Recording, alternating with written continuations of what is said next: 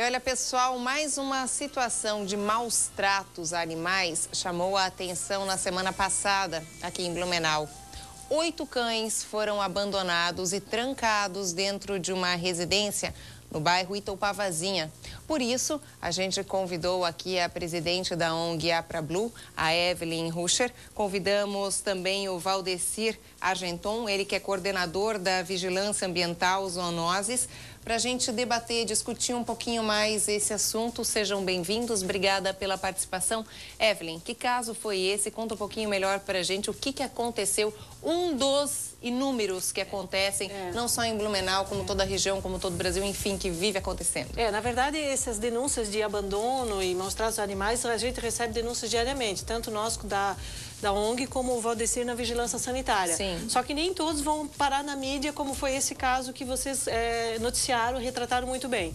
Esse caso aí, a gente já vinha recebendo, assim, algumas denúncias através de pessoas que entravam em contato direto com as voluntárias da APRABLU, até que a imprensa conseguiu ir lá também, que ela foi convidada para fazer cobertura desse caso.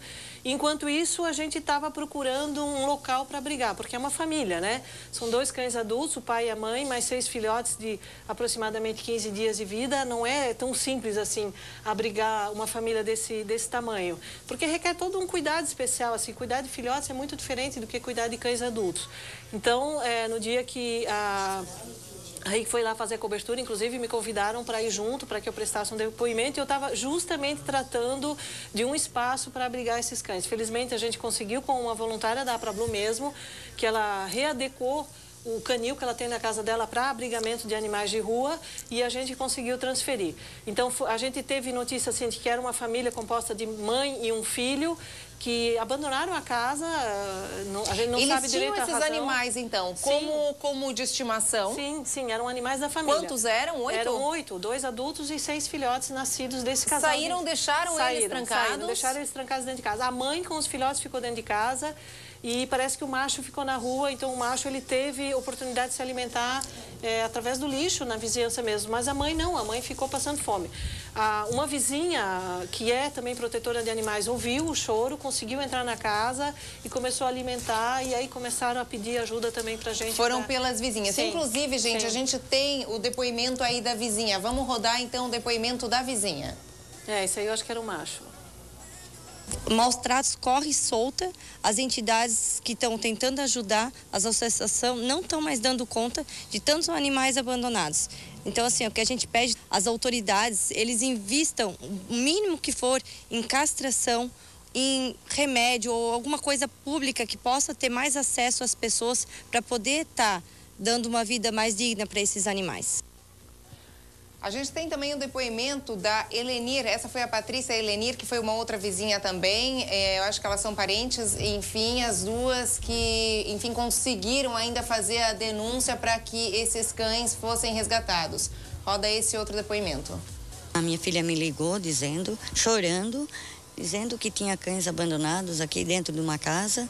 A gente chegou aqui, daí assim, começamos a chorar, olhando uma para outra e chorando, porque estava muito debilitado, muito sujo, e a cachorrinha não conseguia nem levantar, ela não tinha nem tetinha para dar de mamar para os neném, e assim, foi horrível. As pessoas têm que se conscientizar de que isso é maus tratos, isso é crime. Para mim, isso é mais do que um crime. Uma pessoa dessa, eu acho que não, para mim não vale nada, vale menos que o cachorro. Certeza, certeza, falou e disse. Valdecir, uma situação como essa, por exemplo, as vizinhas que foram os anjos da guarda aí desses cães, desses cachorrinhos, a situação ali, magrinhos, coitada, ela ainda conseguindo dar de mamar, nem leite mais tinha, mas dava um jeitinho de ainda, o pouco que tinha ainda dar de mamar para os seus filhotes. De que forma as pessoas podem denunciar? Como elas devem fazer com que isso realmente, com que as pessoas sejam presas ou não presas? O que acontece com as pessoas que abandonam os animais, que fazem uma situação como essa, maus tratos? O que acontece? Tá, veja bem, é bem pertinente esse assunto, porque nós estamos num período de transição onde nós não tínhamos nem uma ação antigamente acontecendo nessa área, e a construção do CCZ. Nós estamos no meio do caminho, então nós estamos construindo todas essas condições, essas situações de infracionar os indivíduos que estão causando maus tratos aos animais, de recolher animais. Todo esse processo é uma construção em parceria com as ONGs, as 3 ONGs em Blumenau que estão nos ajudando também. Então, em relação a maus tratos, eu tenho a dizer o seguinte: é bastante complicado tu comprovar os maus tratos, é muito complicado, tá? Nesse caso específico que aconteceu essa semana passada, o que nós vamos fazer? Nós vamos encaminhar uma equipe de fiscais nesse endereço. Existia uma família, ali é mais possível encontrá-los. A dificuldade é quando eles saem da cidade, aí fica difícil. A nossa abrangência é Blumenau, nós não temos como fora de Blumenau. Quando eles se mudam de bairro para bairro, é mais fácil. É possível encontrar o dono, o antigo dono que abandonou. Aí nós damos um auto de infração, fazemos um BO e aí encaminhamos a polícia para montar o inquérito, né? Agora, quando eles saem da cidade, nós não temos como alcançar, o nosso braço não alcança, tá? Quando eles saem, destino desconhecido, né, fora da cidade. Nem cidades vizinhas? Quando não houve nenhum caso, assim, do indivíduo sair de Blumenau e abandonar o animal. Mas também temos outros casos de maus tratos, não só do abandono. De maus tratos de alimentação, falta de alimentação, falta de água. Nós temos alguns casos seguidos, agora, recentemente, que a gente teve que dar muita pressão. Tivemos que a fiscalização ir toda semana, acompanhar o desenvolvimento do animal, batermos foto. Então, estamos agindo, né, dentro das possibilidades, mas estamos agindo, tá? Não é só também questão do maus trato, do abandono em vias públicas, não só na residência. Existem pontos que nós mapeamos que são pontos locais apropriados para abandonar o animal, né? Finais de ruas, lugares esmos que ficam sem visual, o pessoal não consegue ver, né? Então eles aproveitam e abandonam os animais. Nós temos isso mapeado em Blumenau, são 5 ou 6 lugares que a gente sabe que existe essa questão do pessoal abandonar os animais, principalmente no final de ano, que chega o verão. Sim, isso a gente até sempre coloca aqui. Mas o que acontece hoje, o que diz hoje a legislação? A pessoa que comete um ato como esse, ela sofre alguma punição? Sim, se for comprovado, né, vamos dizer que a pessoa abandone o animal, que alguém anote a placa e for comprovado, isso é bem difícil, mas se for comprovado, nós temos a legislação aqui, a 24.645, que diz que o abandono de animais e maus tratos, ele gera penalidades desde leve de R$500 a R$1.000, média de 1.000 a 2.000 e de 2.000 a 5.000 gravíssima. Então existe a legislação. O difícil não é aplicar a legislação, o difícil é comprovar. Tá, e que provas são essas? E além da prova de que realmente houve um maus tratos, houve o abandono do animal, o que a gente encontra dificuldade, uma barreira muito grande, nas pessoas fazerem a denúncia. Muita gente entra em contato com a gente, eu acho que entra em contato com a vigilância sanitária também, querem fazer a denúncia, querem que a gente vá lá verificar, mas elas não querem aparecer, elas querem se manter sigilosas, querem se manter anônimas. E isso é possível? Isso é complicado.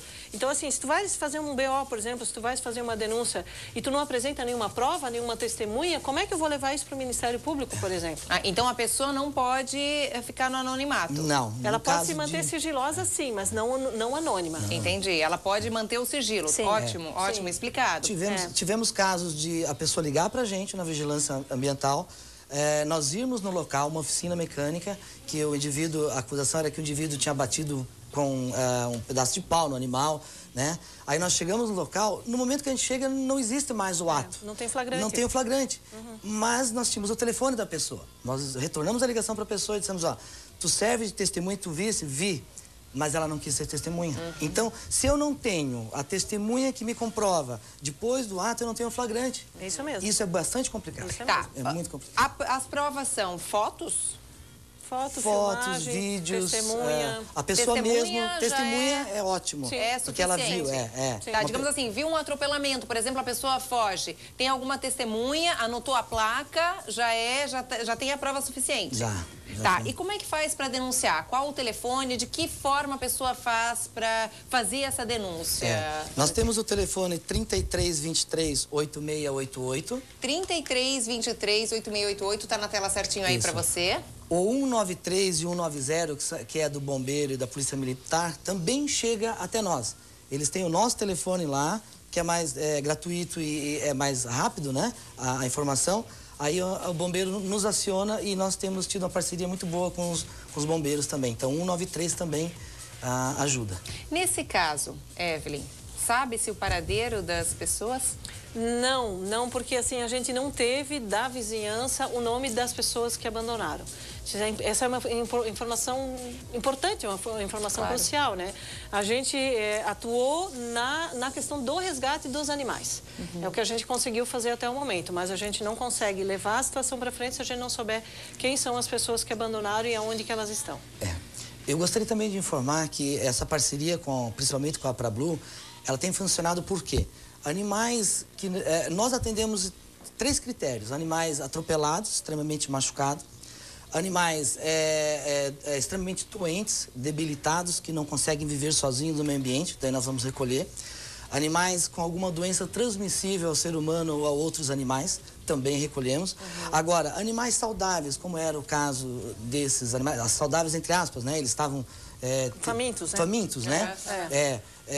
Somente abandonados, só estarem no meio ambiente, aí a APRABLU tem atendido mais essas situações, porque nós não vamos dar conta de todos os animais, né? Então nós adotamos esses critérios em parceria e tem funcionado. Nós temos agido dessa forma. O que a gente coloca aqui é que assim, a gente sempre traz aqui a ONG APRABLU, são algumas ONGs aqui na nossa região. A APRABLU é uma ONG de voluntários, elas fazem isso de forma voluntária, ou seja, pegam esses animais, fazem com que eles fiquem completamente saudáveis para adoção, depois colocam no site, a gente coloca aqui no programa, enfim. Só que o centro de zoonoses está sendo construído. O que acontece com o centro de zoonoses? Os cachorros depois, esses cãezinhos que estão sendo abandonados, vítimas de maus tratos, vão também para o centro de zoonoses. Ou seja, vocês não vão mais ter tanta demanda. É mais ou menos por aí, Evelyn, Valdecir? Mais ou menos, né? Mais ou menos. Porque a gente sabe que a demanda de abandonos é muito grande e, honestamente, assim, eu tenho um receio de que se crie um efeito colateral com esses centros de zoonoses. Que as pessoas comecem a imaginar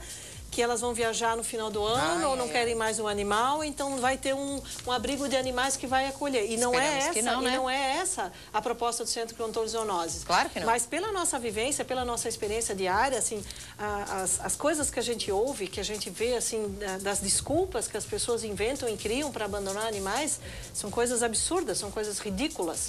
Então a gente tem esse receio. A gente acredita sim que o Centro de Controle de Zoonoses ele vai ser só mais uma ferramenta para ajudar a gente a melhorar esse problema do abandono de animais em Blumenau. E para quando? Para quando tá se pensando em, enfim, o projeto é para ficar pronto quando? O projeto já existe, as obras já tinham iniciados, foram paradas as obras por questões burocráticas e técnicas, já foram sanadas essas dificuldades e estamos para dar entrada novamente na Praça do Cidadão, para ir para o planejamento, o projeto corrigido com as adequações solicitadas pela Prefeitura.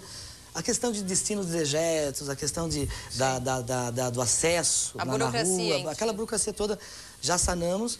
E até na próxima semana estamos dando entrada novamente. Assim que tivermos o alvará de construção liberado novamente, nós reiniciaremos a obra. E a gente vai falando aqui no programa que isso é importante a gente colocar. Mais uma observação, Evelyn, assim, ó. O centro de zoonose, ele não vai sair, como o pessoal imagina, laçando os animais aí, sem critérios. Nós vamos melhorar esses 3 critérios que nós temos hoje, com certeza, para desonerar até a APRABLU, que está sobrecarregada. Claro. Mas não vamos sair... esse caso, por exemplo, que dessa semana é um exemplo. Não há necessidade do CCZ intervir. Agora, nós vamos melhorar os critérios para diminuir a demanda da APRABLU, vamos, com certeza. Vai aliviar bastante, mas nós vamos ter critérios também. Com relação à campanha de castração, não seria necessário uma campanha de castração meio que urgente para que isso não aconteça cada vez mais o abandono de animais? Nós fizemos dois projetos de castração antigamente E com o projeto do CCZ, se pensou no investimento lá, né? Que a gente imaginou que já era para estar pronto já o CCZ. Então, os investimentos foram todos direcionados para lá, porque realmente gasta-se bastante. Então, então vamos retirar